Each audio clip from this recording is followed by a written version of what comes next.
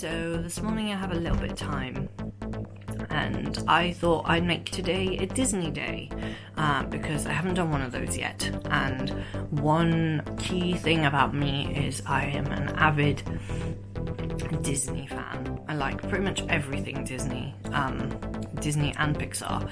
And on the 31st of December I sat down and watched Soul, and my mind is yet again blown by just how good Pixar films are and just how uplifting and wholesome they are as well, and how, like, as I was watching it, I really felt motivated and I felt like, I don't know, like everything was coming together and I was picking my life up at the same time, which was really nice. So I want to start by saying, oh my gosh, the lighting in that film. There were parts where, so I'm not going to spoil too much, but essentially the story does revolve quite heavily around jazz and jazz musicians, and there were parts where you had full saxophones, full brass instruments that were on screen, and the level of detail in those instruments was incredible, and the lighting on those instruments was so immaculate, and just the way they had lit this club, this jazz club in New York, made me really feel like animation has come so far since Toy Story, where modeling humans was kind of difficult, and now we have full crowds of CGI people doing different things and making crowd noises, and it's like, wow, how did we get from one place to this place? Secondly, this movie very much reminds me of Inside Out, and I have a particular soft spot for Inside Out.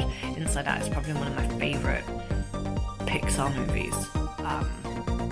This reminds me of it in certain ways. I think visually it very much conjures up this image of Inside Out, but I think it deals with a lot of the spirituality that Inside Out kind of missed, some of the abstract concepts that Inside Out didn't deal with were dealt with here, and I quite like the idea that they're in the same universe, so where your head is being controlled by all these thoughts, and then your soul is created and curated and fed by what you do in life, but also by this intermediary space above Earth on a separate other plane, where souls are created and they're given their personalities and they find their spark before they leave for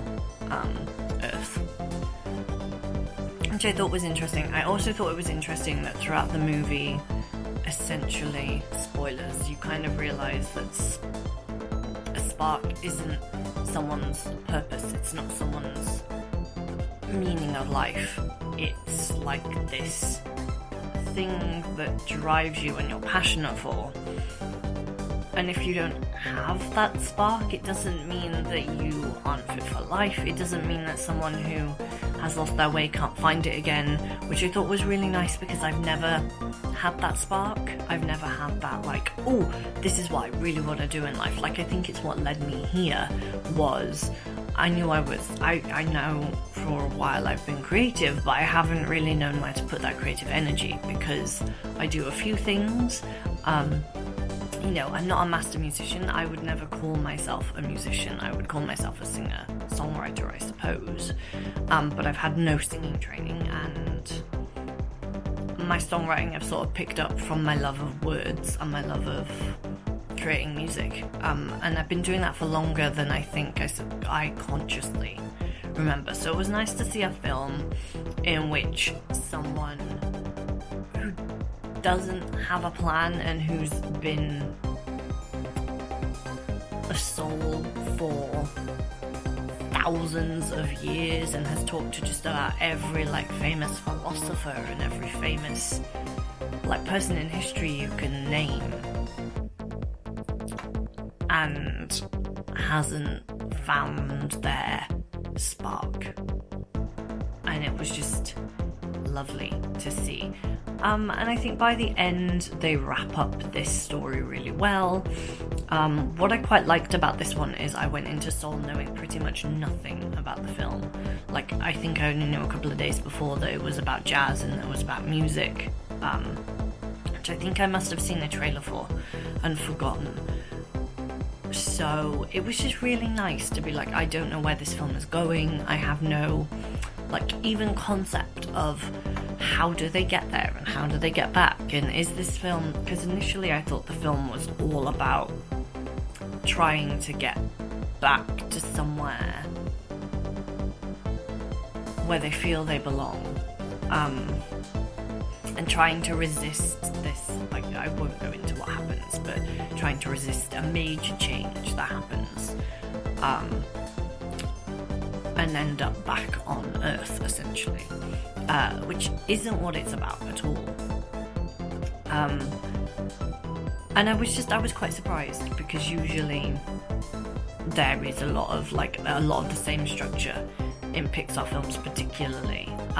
Ben has often joked that there's like one plot, and that plot is someone ends up where they aren't supposed to be and needs to find a way to get home, and that's the entire plot.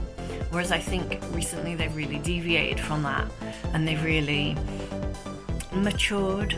I enjoyed Onward so much. I've watched that film like 2 or 3 times, 3 I think times, and that film is just outstanding. So I think 2 amazing Pixar films in a year kind of makes up for the lack of a Disney film.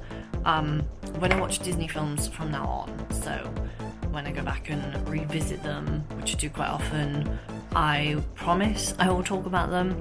I'll also talk about anything Disney that pops up in my life, because I'm really passionate about it. Today I'm going to go to work, and then I'm going to come back from work, and I thought I'd talk about Villainous, because Villainous is really, really cool, and I have mentioned it a couple of times on here, so just thought I'd kind of take you through why I love that board game so much, and yeah, what it's meant to me in 2020. So I will see you a bit later. Disney Villainous is probably one of my favourite board games ever. It's essentially you play as a Disney villain from the animated Disney canon, and they have their own world, they have their own boards each, and they have their own objective, and they play it out. If I show you, so these are the boxes of Villainous that I have. So we have the one underneath is the base set, and then we have 3 expansion sets. What I like about this game is that you can literally start from any point. You can start either with the base game or any expansion game, and it doesn't alter your gameplay, it just alters who you start with. I say it doesn't alter your gameplay, I think every single character alters your gameplay, but it doesn't change like the experience that you'll get. You'll still get a full experience with any of them, so it's quite good in that while they do expansion sets, it's not like it's you have to have them or you don't get this. They just add new villains each time. So this right here is the Evil Queen's board. Is the Wicked to the Core expansion, which includes Hades, the Evil Queen, and I believe, yes, Dr. Facilia. In each one you get an instruction book, which is relevant to all of the expansions, but is also relevant to just the one you're playing. It also comes with these villain guides, which essentially just explain how you go about completing your objective. You get these really cool tokens. This is Hades, and they're all kind of designed on the villain. This is my favourite from this one. This is the Evil Queen. She's so evil and cool, and I love her. And then you get as well a game board. So this essentially will always contain 4 locations, and you have different actions that you can do on each of them. Here you can see the Evil Queen's objective at a glance, which is to defeat Snow White. And essentially, to help you do this, you need 3 things. So you have your fate deck, which contain heroes and items and effects from the film, and these are all hero centric, and the art on these is incredible. There you go, there's a hero, so grumpy. And they are essentially applied to the top half of this board, which is this board is your realm, so it includes 4 locations from the movie, and then you have your heroes, which are played and cover up some of those actions. Likewise, in this pack you have conditions, effects,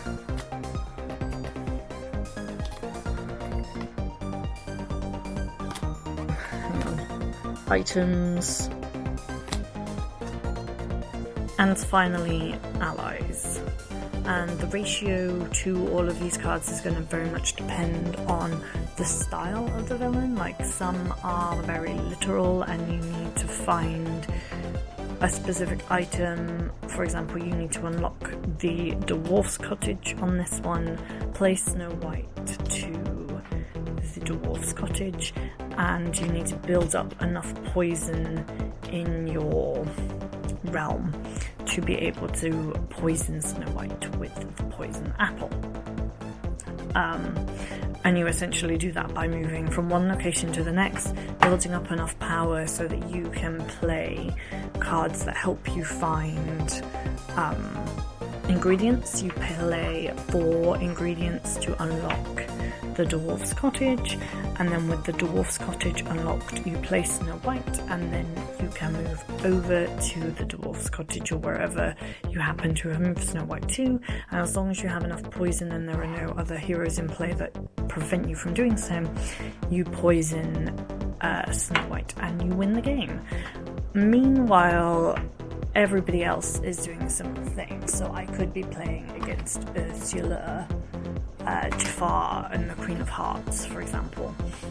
What I love about this game in particular is that it's great fun. I've never felt like I've become tired or bored of it. There's just so many different ways of so many different combinations of each character, and some get easier when you play with others, some get harder when you introduce 4 people. It's something you can play over Zoom or Skype as well, which is really cool, that you can kind of set up a game, and because you have an individual board, you can just play against each other, and literally it doesn't matter who you're playing against because you'll have your own board, and as long as you can see the other person's board and what they're doing, what their allies are, you can play pretty effectively over that too.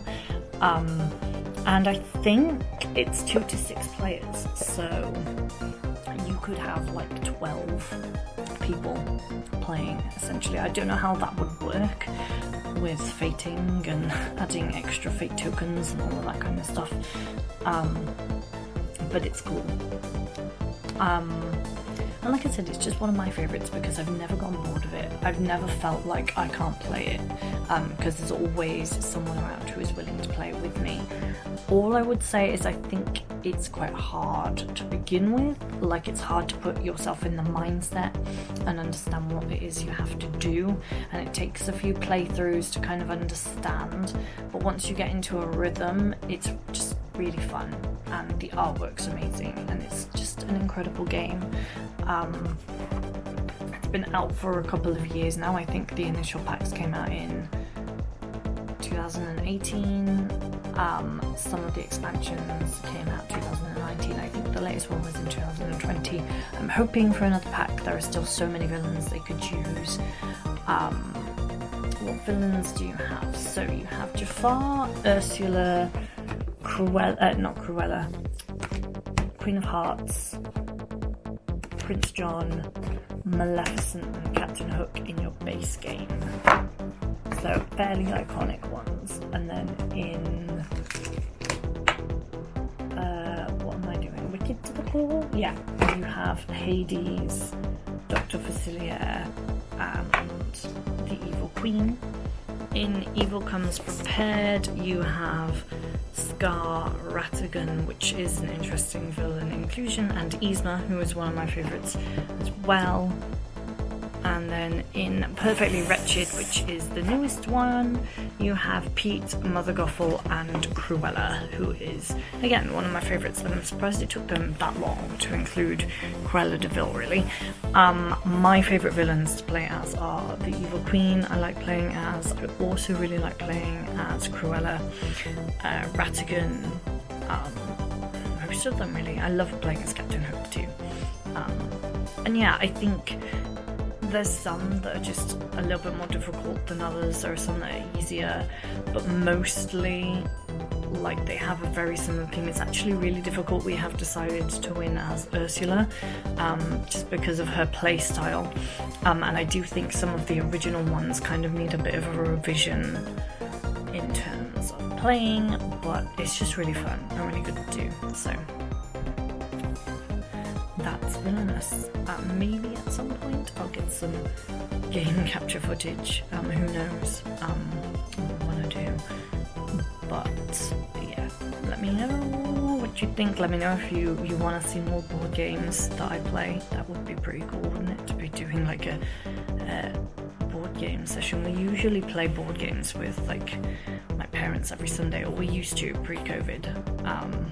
And more recently we've just been playing Villainous with Ben and my friends, and we've been doing some Jackbox partying with the Scoobies, my friends, and we've been doing quizzing as well. So there's so much that has kept us entertained. But yeah. Otherwise, thanks for watching. I'll go upload this video and do some more video trickery, and I will see you a bit later. Bye! Also, please remember while you are here to like this video, comment down below, and subscribe if you feel like subscribing. Ding that notification bell if you want to be kept up to date with every single video I post. I post every day little vlogs like this one, so yeah, stick around. Bye!